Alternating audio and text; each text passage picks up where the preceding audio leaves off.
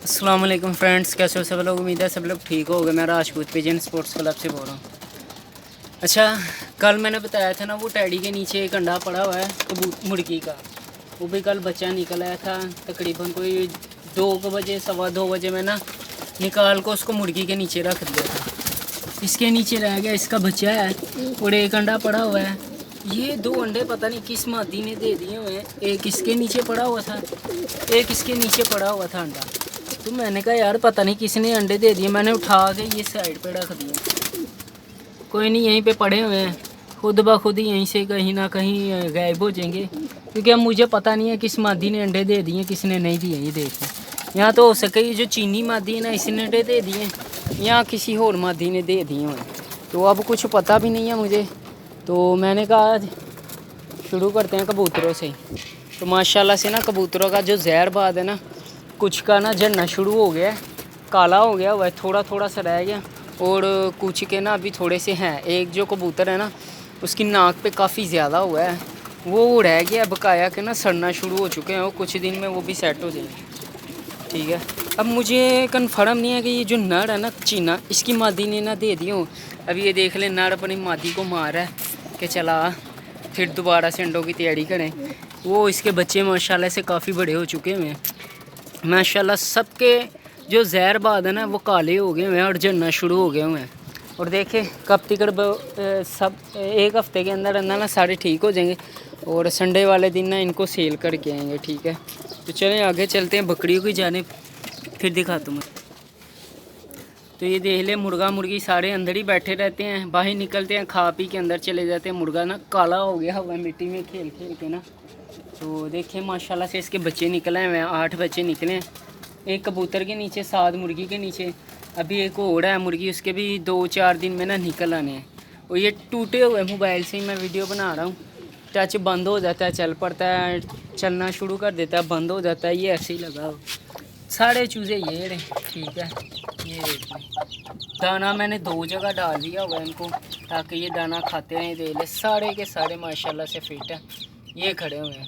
और जिसके सर पे काला काला सा निशान है ना, ये कल निकला है कबूतरी के नीचे से।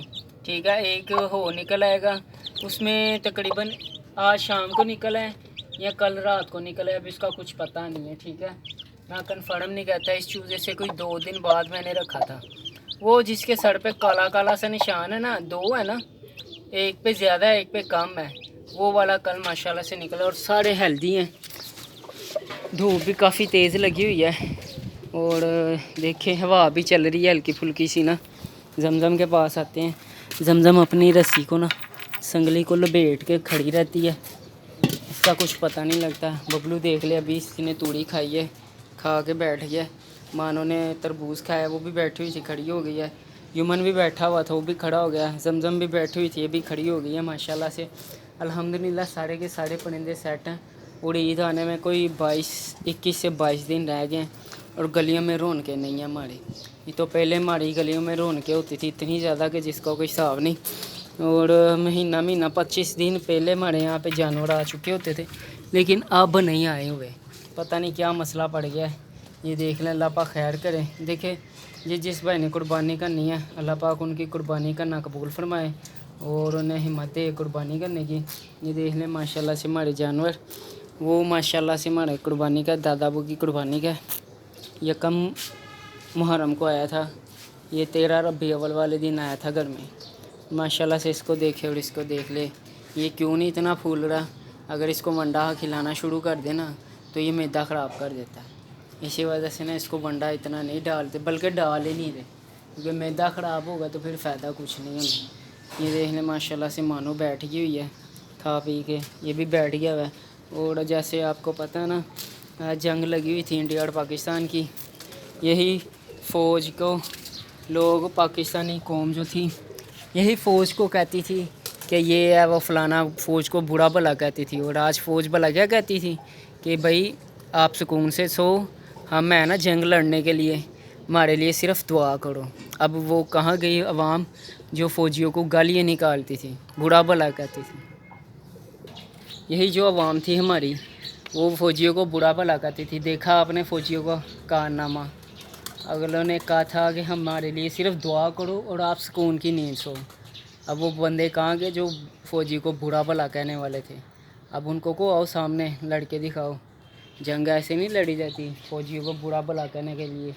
पाकिस्तानी देश खड़ा है ना, फ़ौजी की मदद से खड़ा हुआ है, याद रखिएगा। फ़ौजी है तो पाकिस्तान कायम है, फ़ौजी ना हो ना तो पाकिस्तान कहीं पे भी कायम ना हो। तो याद रखिएगा, कभी फ़ौजी को बुरा भला ना कहिएगा। ये वो फ़ौजी है जिसने आपको कहा था कि आप सुकून से सो, हम लड़ने के लिए है ना, हमारे लिए सिर्फ दुआ करो। और यही होती है फ़ौजियों की पावर, दुआ। 36 पता नहीं कितने लाख लोग हैं हमारे पाकिस्तानी, उन्होंने दुआ की थी जब पाकिस्तान फतह करे। ये ले, एक हमले पे इंडिया ढेर हो गया था पाकिस्तान के आगे। सिर्फ 2 बंदे गए थे, सिर्फ दो बंदों ने इंडिया की तबाही मचा दी थी। अभी तो वो जो हमारा कामरान बशीर मसीहा जिसे कह रहे थे, नाम है ना कामरान बशीर मसीहा, वो कहता था अगर मुझे पीछे से कोयना ना मिलती तो मैं इंडिया का ऐसा नक्शा बना देता कि वो कभी ज़िंदगी ना भूलते। किसी भी नक्शे के अंदर वो कायम ना नज़र आता आपको, ऐसी मैं हालत कर देता।